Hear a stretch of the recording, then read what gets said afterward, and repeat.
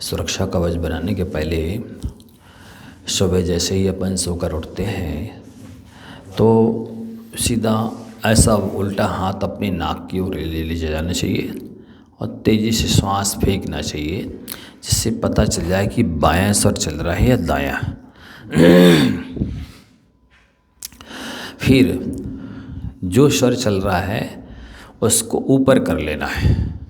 मान लो अब इस करवट से लेटे हैं और ये स्वर चल रहा है तो लुढ़क जाइए, इस करवट से हो जाइए, इसको ऊपर कर लीजिए और फिर श्वास अंदर लेते हुए इसी हाथ को सहारा देते हुए उठ जाइए।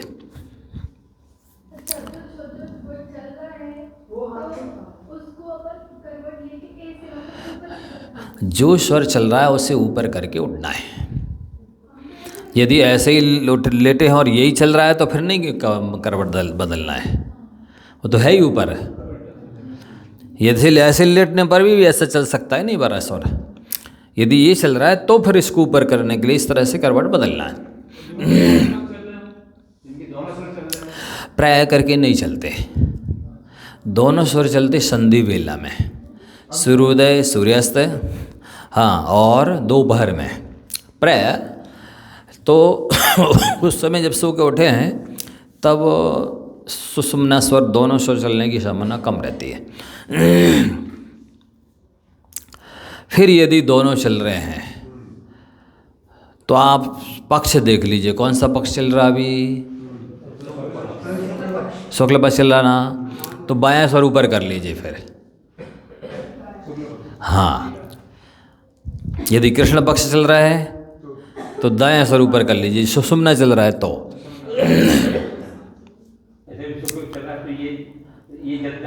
शुक्ल चला तो लेफ्ट वाया चंद्र स्वर, हाँ राइट दाया सूर्य स्वर।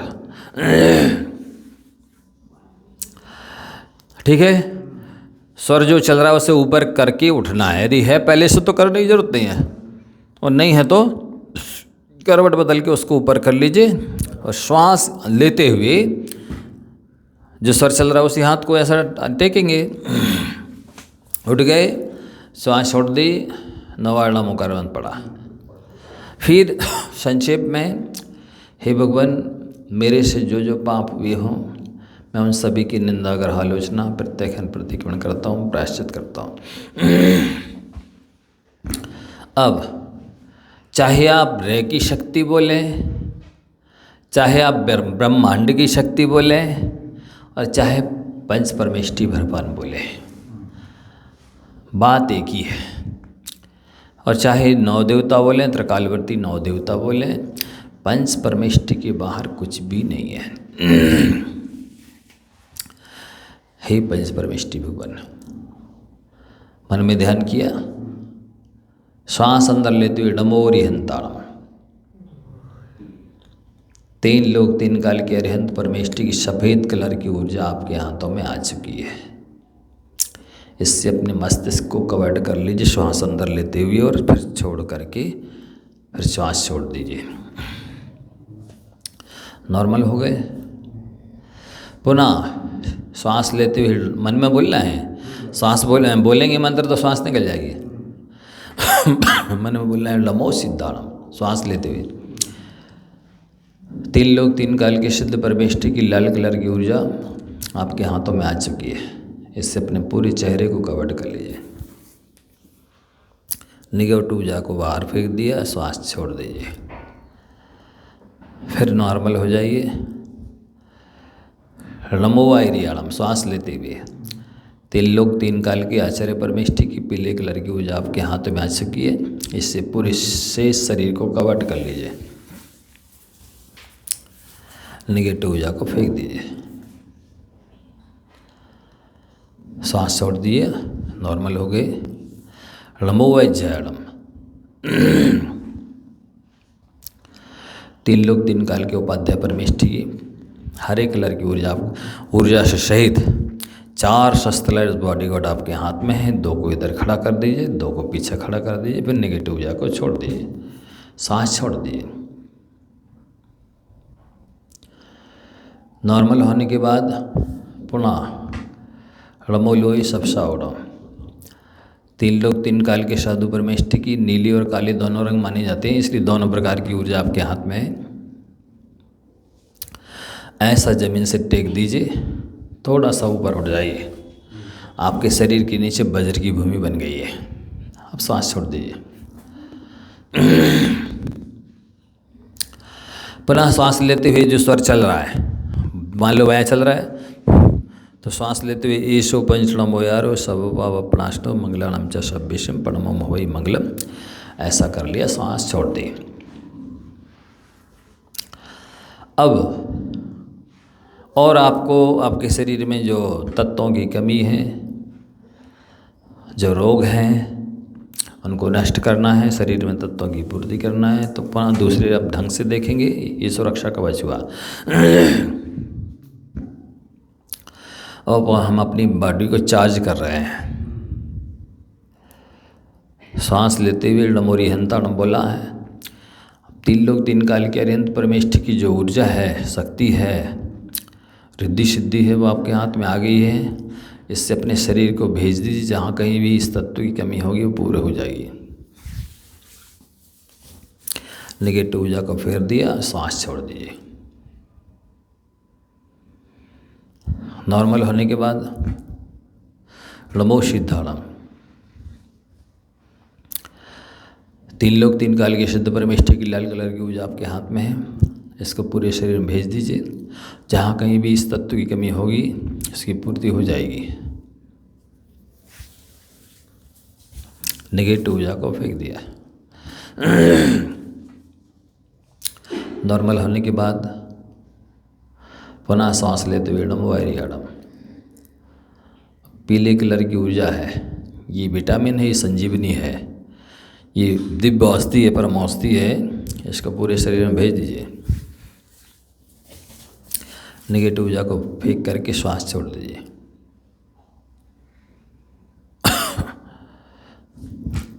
पुनः श्वास लेते हुए नमो अज्जयणम। 3 लोग 3 काल के उपाध्याय परमेष्ठी की हरे कलर की ऊर्जा आपके हाथों में है। यही ऊर्जा ही आप इसको विटामिन मान सकते हैं, संजीवनी मान सकते हैं, दिव्य औषधि मान सकते हैं, और उस तत्व को मान सकते हैं जिसकी आपके शरीर में कमी है, उसको पूरे शरीर में भेज दीजिए। नेगेटिव ऊर्जा को फेंक करके श्वास छोड़ दीजिए। पुनः सांस लेते हुए नमोलो ही सब श्रावणम। 3 लोग 3 काल के साधु परमेष्ठी की नीली और काली दोनों प्रकार की ऊर्जा, संजीवनी, दिव्य औषधि, टॉनिक, दवा आपके रोग की आपके हाथों में आ गई है, इसे पूरे शरीर में भेज दीजिए। नेगेटिव ऊर्जा को फेंक दीजिए, सांस छोड़ दीजिए। ऐसा करने से आपके शरीर में जितनी भी कमियां हैं उनकी पूर्ति होगी, शरीर स्वस्थ और अनुकूल बनेगा। केवल चमत्कार है श्रद्धा का। श्रद्धा है तो इसी को रैकी बोल सकते हैं, हीलिंग बोल सकते हैं, थेरेपी, टच थेरेपी कहें, या जो भी ध्यान है, समाधि है, रिद्धि सिद्धि है, वो सब कुछ है ये। और श्रद्धा नहीं है तो कुछ भी नहीं है। मानो तो देवता नहीं, पत्थर तो है ही। मानो तो जिनवाणी नहीं तो अक्षर तो है ही, कागज तो है ही। मानो तो साधु परमेष्ठी भगवान नहीं तो मनुष्य तो है ही। लेकिन नहीं मानते हो, भगवान को पत्थर कहना ये पाप है, जिनवाणी को कागज कहना महापाप है, साधु परमेष्ठी भगवान को मनुष्य कहना भी पाप है। ये मनुष्य नहीं है, भगवान है। इसी तरह से आपकी शक्ति यदि है, श्रद्धा है, तो आपको किसी भी टॉनिक की, टैबलेट की, कोई दवाई की ज़रूरत नहीं पड़ेगी, और आप बिल्कुल स्वस्थ और मस्त हो जाएंगे। श्रद्धा केवल पर, श्रद्धा विशुद्धि एकाग्रता होना चाहिए, तो ये काम होता है। आयु हो और श्रद्धा से पुण्य बढ़ाएं अपनी साधना से, तो वो काम हो सकता है, अन्यथा नहीं। तो हो गया। ये अपन ने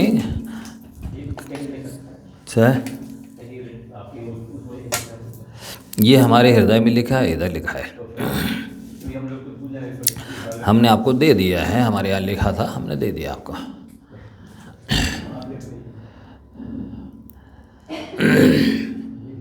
तो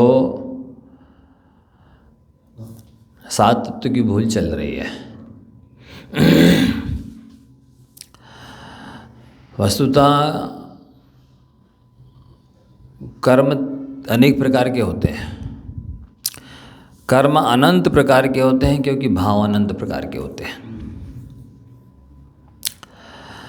कुछ तो ऐसे होते हैं वज्र की तरह, जो आपके सामान्य तप त्याग दान ध्यान से जाने वाले, नष्ट होने वाले नहीं है। वज्र को चूर करने के लिए वज्र जैसी शक्ति भी चाहिए ना। कुछ लोहे की तरह है, तो लोहे को पिघलाने के लिए उस टेम्परेचर की ऊष्मा, गर्मी, तप त्याग की अग्नि, ध्यान की अग्नि चाहिए। और पत्थर की तरह कर्म होते तो पत्थर को फोड़ने के लिए जितनी एनर्जी की आवश्यकता है, जितने ठोकर लगाने की, घात करने की आवश्यकता है, वो है। यदि मिट्टी का गोला सूख गया है, उसको फोड़ना है, तो उस हिसाब की शक्ति चाहिए।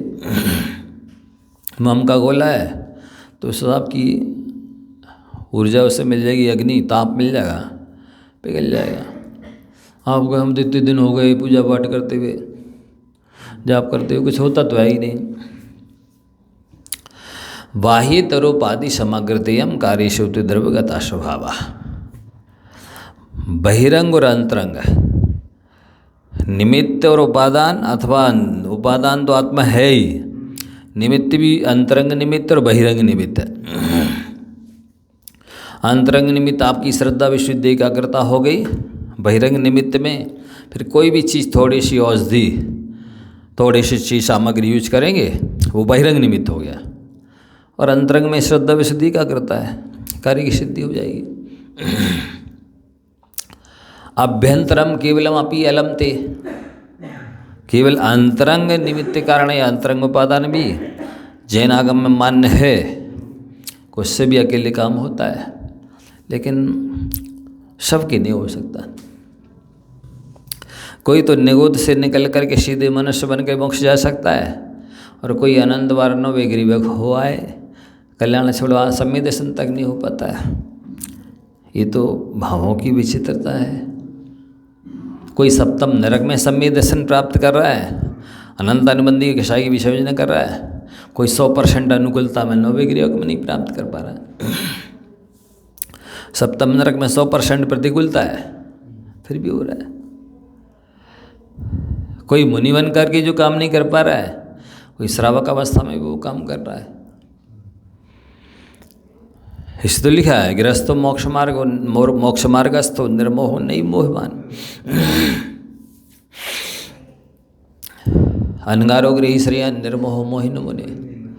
मोहि मुनि से, मिथ्या दृष्टि मुनि से सम्य दृष्टि श्रावक अच्छा है, क्योंकि सम्य दृष्टि श्रावक मोक्ष मार्ग में स्थित है, मिथ्या दृष्टि मुनि मोक्ष मार्ग में स्थित नहीं है। तो ये सारा खेल भावों का है। मैं मोक्ष जाऊंगा, आप नहीं जाएंगे, ऐसा नहीं कहा जा सकता है। तो मेरे से पहले आप मोक्ष चले जाएं। ये सारा बैराग है, श्रद्धा है, ज्ञान है, चरित्र है, निर्मलता परिणामों की है, ये है। तो इसलिए अब आप कहो, लो मैना सुंदरी ने सिद्ध चक्र विधान किया, लिखा तो है शास्त्रों में, 700 साथियों के साथ श्रीपाल जी का कोड ठीक हो गया, हम तो 10 सिद्ध चक्र विधान कर चुके, हमारा तो ठीक हो ही नहीं रहा। सादा श्रद्धा, विशुद्धि, एकाग्रता का खेल है। किस तरह से आप कर रहे हैं, उन्होंने कैसे किया। पक्ष धर्म में शक्ति है, ये सब कल्पना नहीं है, पूरा गप नहीं लिखी है, सही है। लेकिन आपकी कर्म और आपके परिणाम कैसे हैं, वो प्रत्यक्ष क्या नहीं जाने, आप जाने।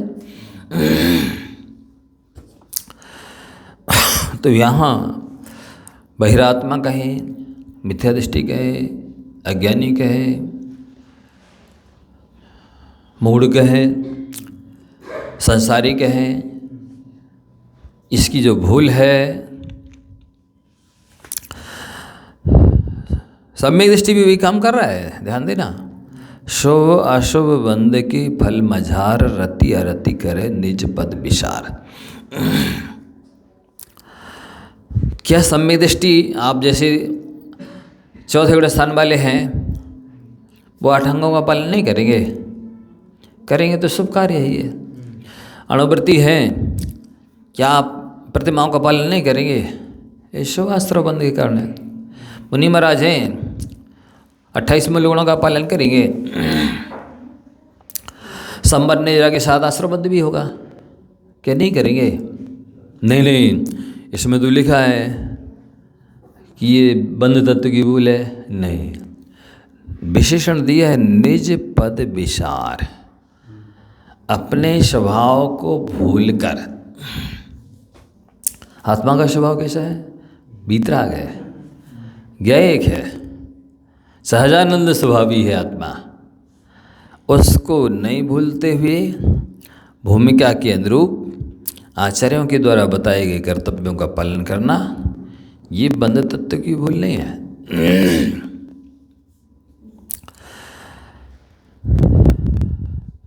इसे एक एक विशेषण ध्यान से पढ़ना सुनना चाहिए।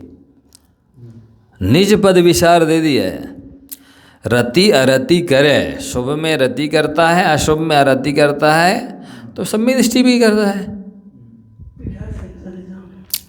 लेकिन निज पद रति, निज पद को नहीं भूला है सम्यक दृष्टि, और मिथ्या दृष्टि भूल गया, इतना अंतर है, देखना। एक और कहा जा रहा है सम्यक दृष्टि शाप्त भयों से मुक्त होता है, दूसरी ओर कह रहा है कि सम्यक दृष्टि का एक संवेग और निर्वेग गुण है। संवेग कैसे कहते हैं? ठीक है ना, संवेग का अर्थ है संसार से भय होना, पाप से भय होना। अरे अभी कह रहे थे सप्तभयों से रहित होता है सम्यक दृष्टि। अभी का ना सम्यक दृष्टि सप्तभयों से रहित होता है, और आप कह रहे हैं कि संवेग है, उसको संसार से भय है, वो नरक में जाने से डरता है, वो कर्मबंध से डरता है, संसार ना बढ़ जाए इस बात का उसे भय रहता है। ये गुरु कह रहे सब 7 भयों से रहित होता है, दूसरी को कह रहे वो भयभीत रहता है। ये परस्पर विद्युत का क्या है, इसमें क्या राज है? तो ये उसे ध्यान है कि आत्मा ये कर्मबंध हुआ, नरक में गई, तो आत्मा की दुर्गति है। निर्भय किस विषय में है? मेरी आत्मा का अस्तित्व खत्म नहीं कर सकता कोई, मेरी आत्मा अजर अमर है, अविनाशी है, शाश्वत है, इस रूप में वो निर्भय है। तीसरी बात, वो मान लो चौथे गुणस्थान वाला है, तो उसको अनंतानुबंधी संबंधी भय नहीं होगा, बाकी प्रत्यज्ञान संजलन संबंधी भय तो होगा ना, होगा, ऐसा है। तो परस्पर विरुद्ध कथन को समझना है आपको। मुनि महाराज जी भयभीत रहते हैं, काहे से भयभीत रहते हैं? नरक पतन से भीत हुए हैं, जागृत मति है मतित हुए, नहीं पढ़ते? मुनि महाराज भी डरते हैं नरक पतन से। योगी भक्ति में देखो क्या क्या लिखा, प्रसमाय वनांत माश्रिता, शांति के लिए वन के अंत में एकांत में वहाँ जा गहरे घनघोर जंगल में चले जाते हैं। आपको अशांति तो आत्मा का स्वभाव है, शांति तो आत्मा में, उधर जंगल में काय को गए? एकांत नहीं है किसी भी विषय में, इसी को तो अनेकांत बोलते हैं।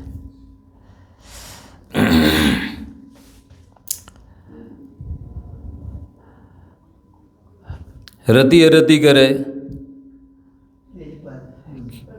क्या सम्यक दृष्टि देवशास्त्र गुरु से रति नहीं करता?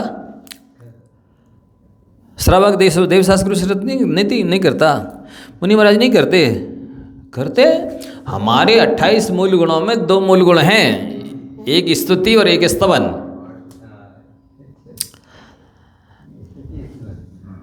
अट्ठाईस मूल गुणों में 2 मूल गुण हैं।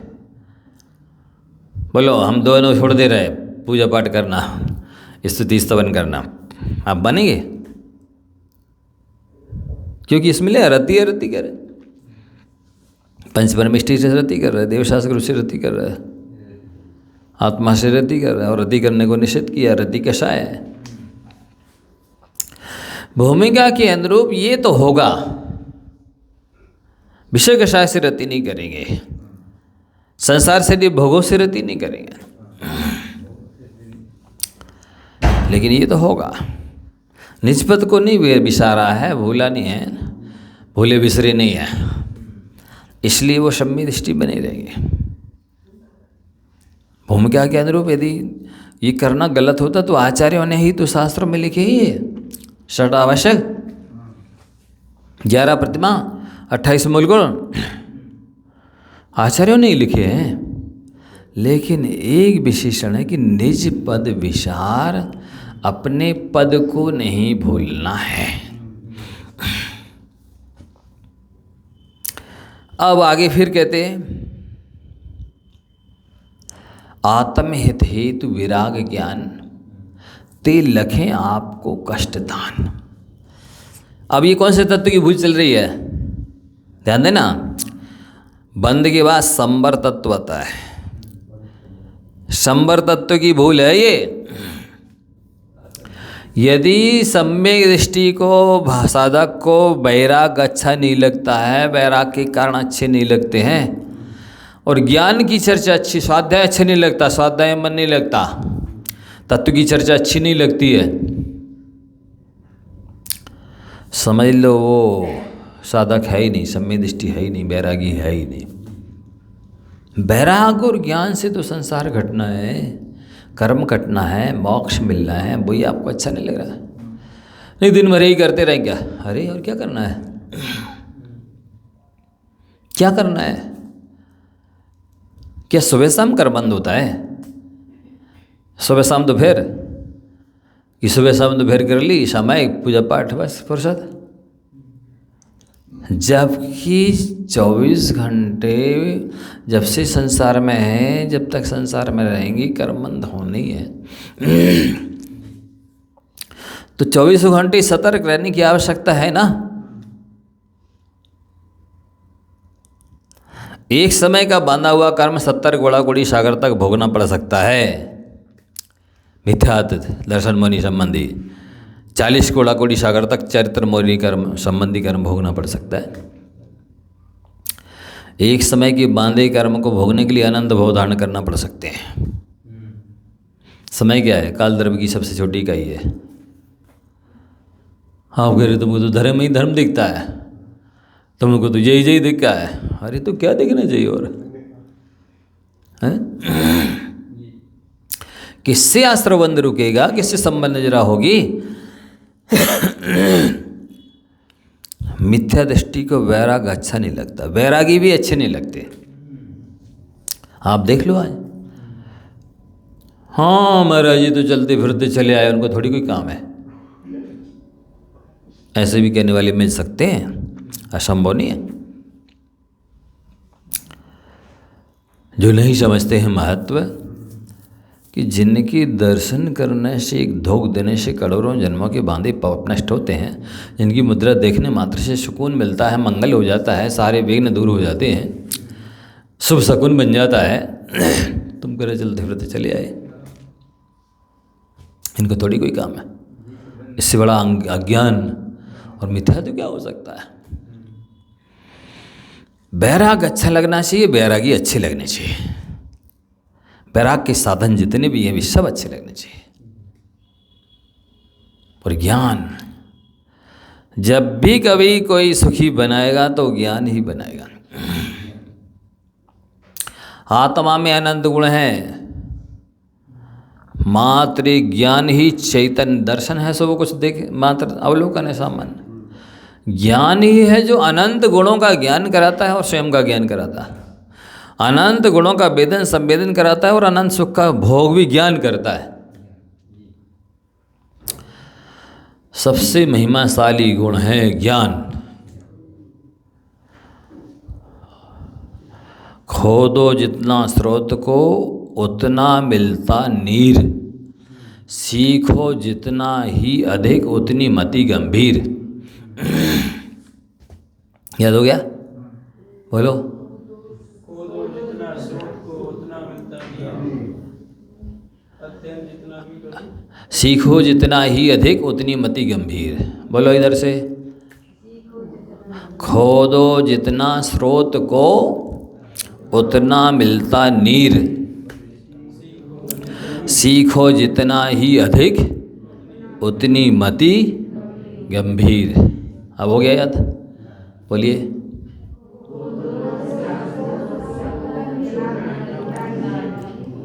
सीखो जितना ही अधिक उतनी मति गंभीर। ये नियम है। जितना ज़्यादा सीखोगे श्रद्धान उतना ज़्यादा मजबूत होगा, ज्ञान उतना ज़्यादा निर्मल होगा, चरित्र उतना ज़्यादा परिपक्व होगा, स्थिर होगा, दृढ़ हो गया। सुमेरु के समान दृढ़ आस्था भक्ति ही संसार से पार लगाने वाली है। तो जब तक कि संसार, शरीर और भोगों के बारे में वास्तविक जानकारी ना हो, ज्ञान ना हो, तब तक व्यक्ति बैरागी हो नहीं सकता, ज्ञान की ललक हो नहीं सकती। दो बातें आप लोग को बोलते हैं, याद कर लेना। संसार का स्वभाव कैसा है, शरीर का नेचर कैसा है और भोगों की तासीर कैसी है। संसार स्वार्थी है। संसार स्वार्थी का मतलब ये देवालय स्वार्थी नहीं लगाना, ये संसार के प्राणी स्वार्थी हैं। कैसे हैं? संसार के प्राणी स्वार्थी हैं। संसार स्वार्थी है। और दूसरा विशेषण याद रख लेना, संसार दुख रूप है। कोई दृष्टांत से समझाइए कैसा स्वार्थी है संसार। अरे काज परे कछु और है, काज सरे कछु और, तुलसी भांबर की परत दी शरावत मोर। हाँ, बातें ही शब्द ही में अंतर है। बातें तो सब एक हैं, कहने के ढंग, सके चना मीठे लगे नमक मिर्च के संग। तो आप देखेंगे जिस वृक्ष में फल लगे हैं तभी तक पक्षी आएंगे, जब तक छाया है तभी तक पशु नीचे बैठते आएंगे। सरोवर में जब तक पानी है तभी तक पशु पक्षी आएंगे। पत्ते के फल फूल झड़ने, वृक्ष के पत्ते फल फूल झड़ जाने पर कोई नहीं आता, तालाब सूख जाने पर कोई नहीं आता। गाय ने दूध देना बंद कर दिया, छोड़ देते हैं। और तो छोड़ो, उसका बछड़ा ही उसका पीछा छोड़ देता है, दूध देना बंद कर देती है।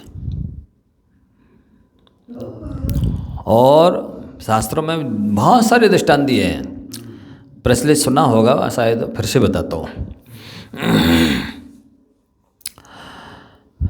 पद्म पुराण का कथानक बहुत कई बार सुनाता हूँ मैं, बहुत मार्मिक है। सुकौशल स्वामी चित्र बने रहते हैं मंदिरों में। वो राजपुत्र थे, कीर्तिधर उनके पिता राजा थे।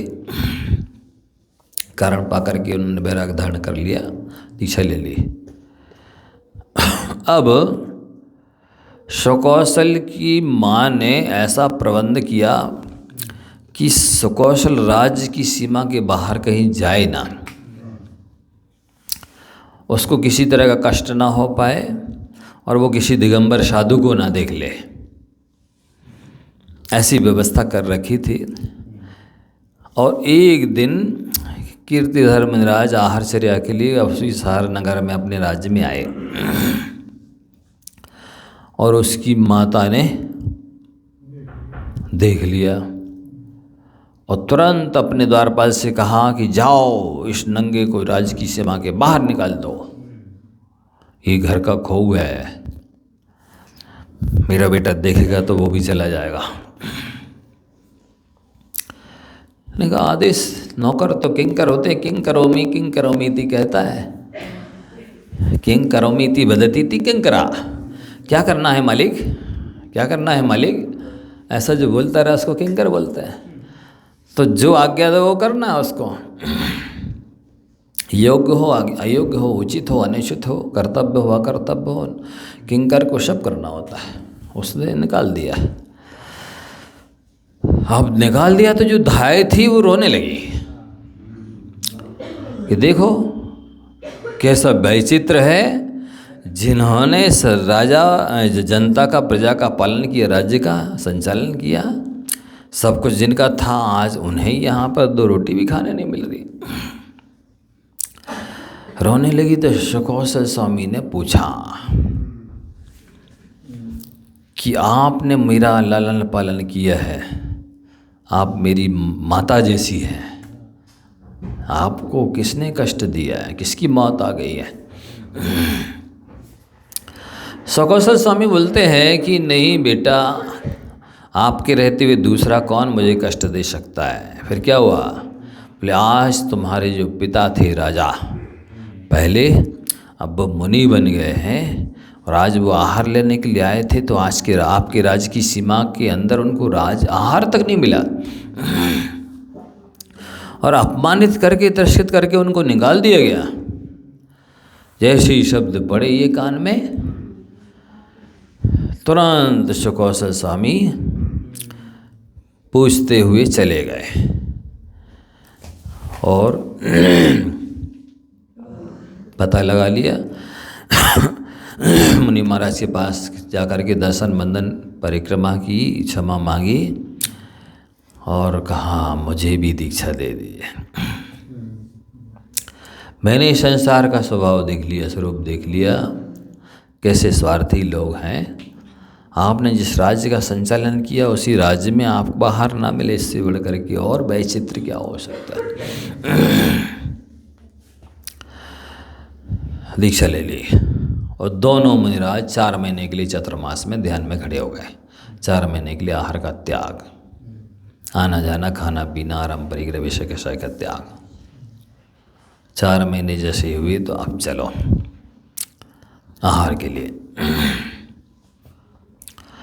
इधर क्या हुआ, उसकी जो सुकौशल की माँ थी, पति ने पहले दीक्षा ले ली। स्त्री का जीवन पराधीन होता है, बाल अवस्था में पिता के अधीन रहती है, युवावस्था में पति के अधीन रहती है, वृद्ध अवस्था में बेटे के अधीन रहती है।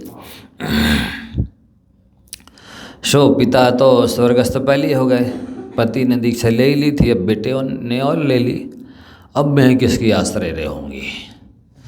इतना और ध्यान हो गया कि मर कर के व्याघ्री बन गई।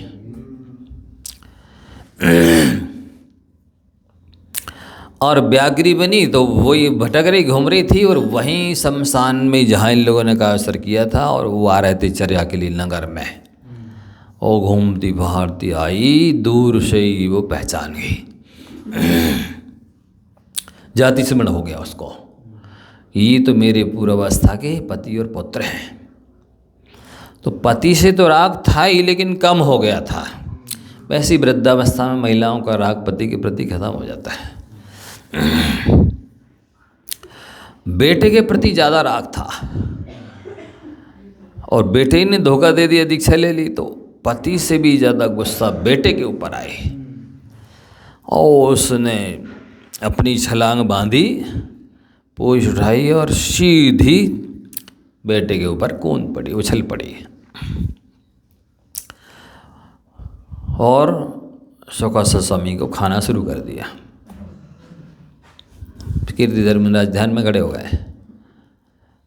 अब ध्यान खोला तब तक तो उसने खा ही लिया था सुकौशल स्वामी को,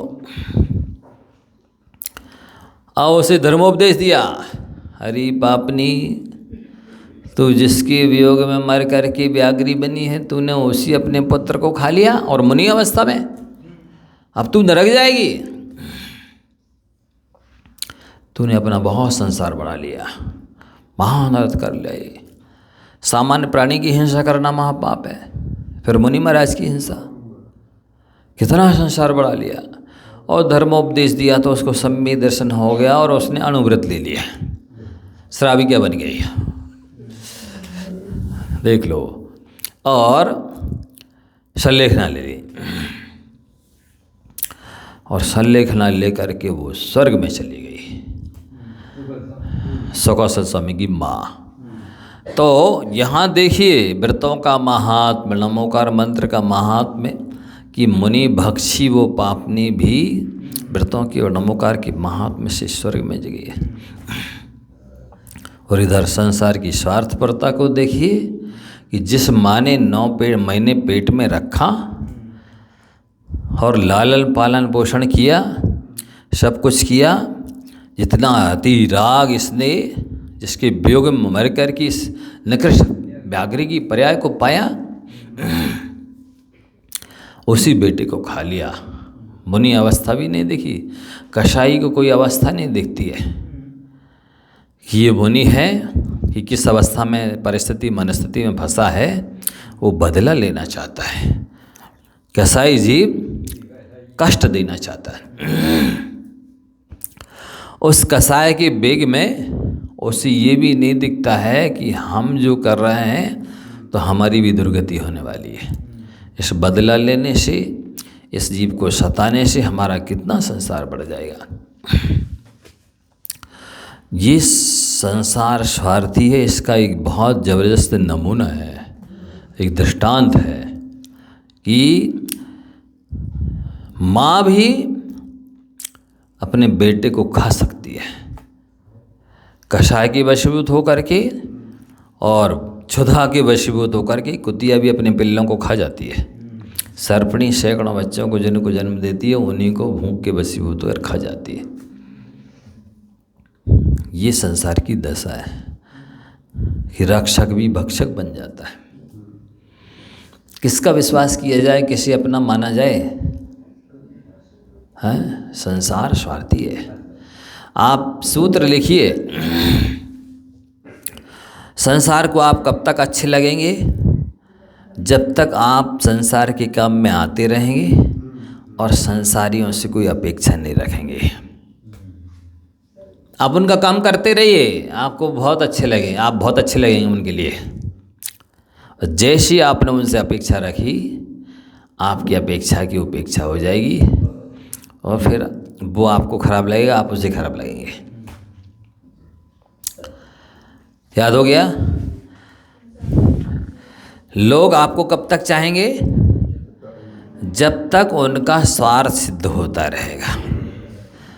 और आप कब उन्हें अच्छे लगेंगे? जब तक आप उनका स्वार्थ सिद्ध करते रहेंगे, उनके काम में आते रहेंगे, तब तक आप उन्हें अच्छे लगते रहेंगे। और जैसे ही उनका स्वार्थ सिद्ध होना बंद हो जाएगा, आप उन्हें अच्छे नहीं लगेंगे। एक बात। दूसरी बात, जैसी आपने उनसे अपेक्षा रखी और आपकी अपेक्षा की उपेक्षा हो जाएगी, सो वो आपको बुरा लगेगा और आप उसे बुरे लगेंगे। ये संसार की तासीर है। ये किसी व्यक्ति विशेष का हाल नहीं है, ये A to Z का हाल है, ये सबका हाल है। ये दूसरा दृष्टांत देख लीजिए, सती अंजना सुंदरी का, राजा महेंद्र की लड़की, राजा प्रहलाद के पुत्र पवनंजय को ब्याही। जब सासू केतुमती ने झूठा दोषारोपण कर दिया कि ये मेरे बेटे का गर्भ नहीं है, मैं देखती हूँ 22 साल से वो तो तेरे चेहरे को भी नहीं देखता है, तो उससे बात भी नहीं करता, उसका गर्भ कैसे हो सकता है? कहानी बहुत प्यारी है, उसमें से पढ़ने ही लायक है, मैं तो सार बता रहा हूँ। सास ने तो निकाल ही दिया, ससुराल पक्ष के लोगों ने तो पक्ष लिया ही नहीं। यहाँ तक कि जिस बेटे ने बाप ने पाला था, माँ ने 9 महीने गर्भ में रखा था, उन्होंने भी दरवाजे बंद कर लिए, निकाल दिया अपने मेषराज की सीमा से बाहर निकाल दो इसको, कुल कलंकनी को। पूरे कुटुंब ने, परिवार ने, सब ने दरवाजे बंद कर लिए थे। पढ़ लेना, आपस में लिखा है। जय घर घर गई, सब ने दरवाजे बंद कर लिए। ये स्वार्थी संसार की दशा है। किसकी अपेक्षा रख रहे हैं आप? किसको अपना समझ रहे हैं? किसके लिए रो रहे हैं? किसकी चिंता कर रहे हो? किसी चिंता में दुबले हो रहे हैं? किसकी चिंता में समय खराब कर रहे हैं? किसकी चिंता में समाधि बिगाड़ रहे हैं?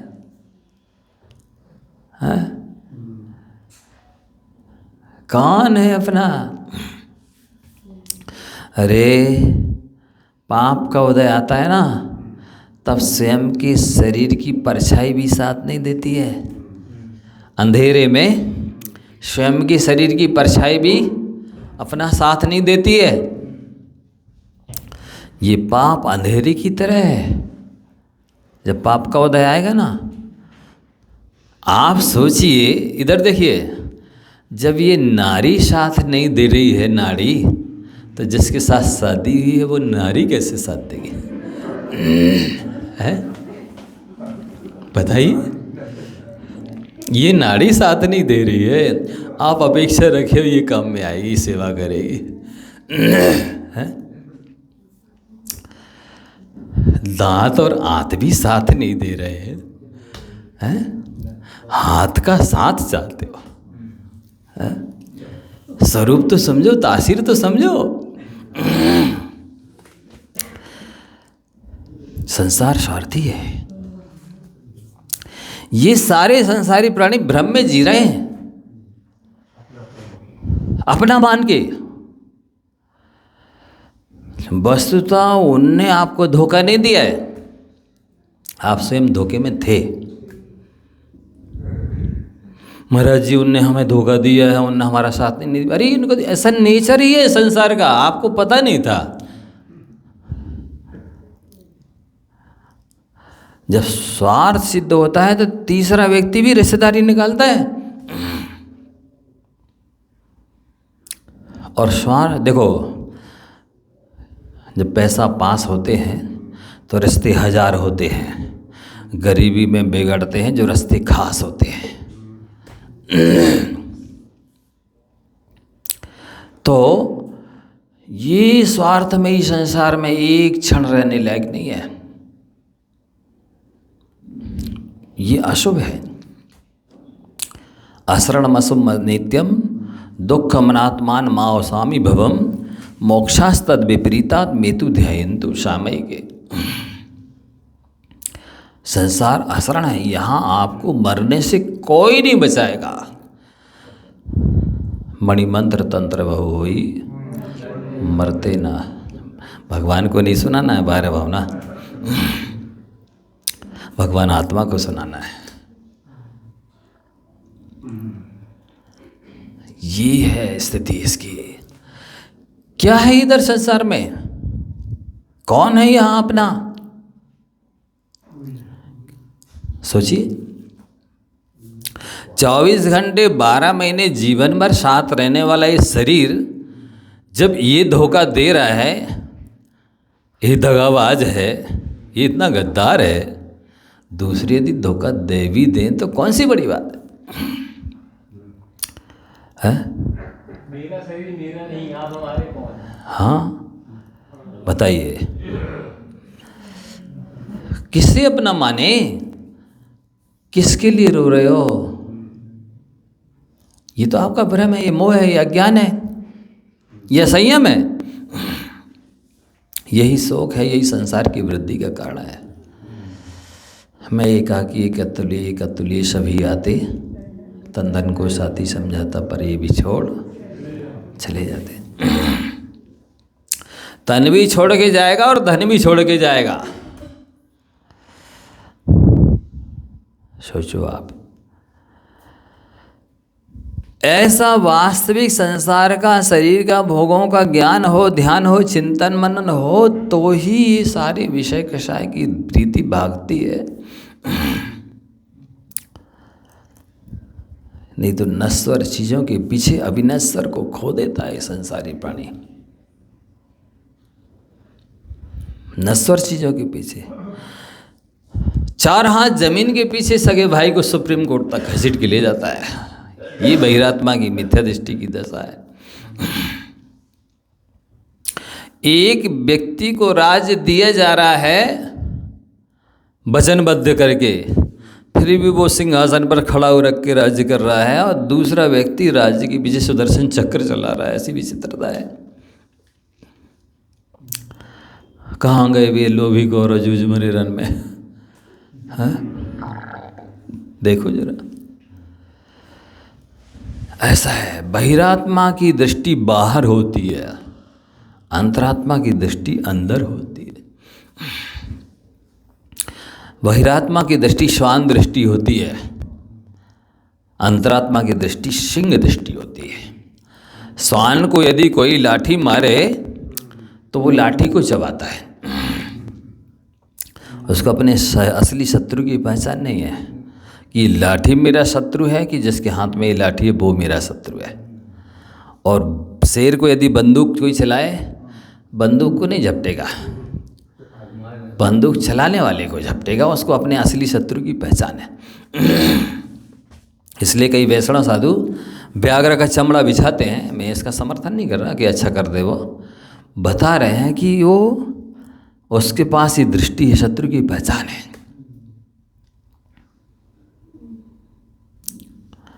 बहिरात्मा भी ऐसे ही होता है, श्वान दृष्टि वाला। श्वान की कई विशेषताओं के रूप बारे में समझाया आचार्यों ने कि वो श्वान हड्डी चबाता है और समझता है कि दाढ़ में से खून आ रहा है। ये असंयम के बारे में दृष्टांत दिया जाता है, वो मिथ्यात्व के बारे में दृष्टांत दिया जाता है कि उसको अपने शत्रु की पहचान नहीं। ये आप सभी को बहुत अच्छे से चिंतन मनन करना चाहिए। कई बार कई साधक, आप लोग ऐसे हैं, मैं नहीं कह रहा, बहुत बड़े बड़े तप त्याग के पद पर पहुंच जाते हैं, लेकिन तन से छोड़ाते हैं वो सबको, मन से तो घसीटते ले जाते हैं अर्थी तक और चिता तक, वे सारे संकल्प और विकल्प। इसलिए कल्याण नहीं हो पाता है। मन से जब छूटे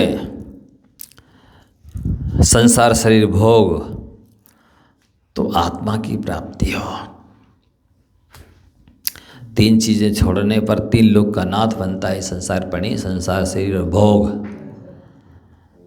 3 ही चीज़ें छोड़ना है, 300 चीज़ें नहीं छोड़नी है, और 3 लोक के नाथ बन जाना है। तो संसार का स्वरूप समझ में आ रहा है ना? बहुत ही विचित्र है। माँ बाप सुता सुत नारी, झूठे झंझट संसारी, देता नहीं कोई सहारा, एक आत्मा हमारा। माँ हो, बाप हो, पत्नी हो, पति हो, पुत्र हो, बेटा बेटी हो, नाती पुते हो, कोई भी हो, सब झूठे हैं, कोई किसी का नहीं। अपने अपने सुख को रोवे, कितने सब याद है कंठस्थ। अपने अपने सुख को देखो ना, आपने कभी प्रैक्टिकली देखा है? जब कोई मर जाता है ना, तो ऐसे रोते लोग, ये भी हमारा बहुत ध्यान रखते थे, कहीं जाते थे तो हमें कपड़े ले आते थे, कहीं जाते थे तो हमें आभूषण ले आते थे, ये भी हमारे स्वयं के खाने के पहले हमें खिलाते थे, इसलिए रो रहे। अपने अपने सुख को रोवे। अब कौन खिलाया? समय हो गया है, आगे की चर्चा आगे करें। जा वाणी के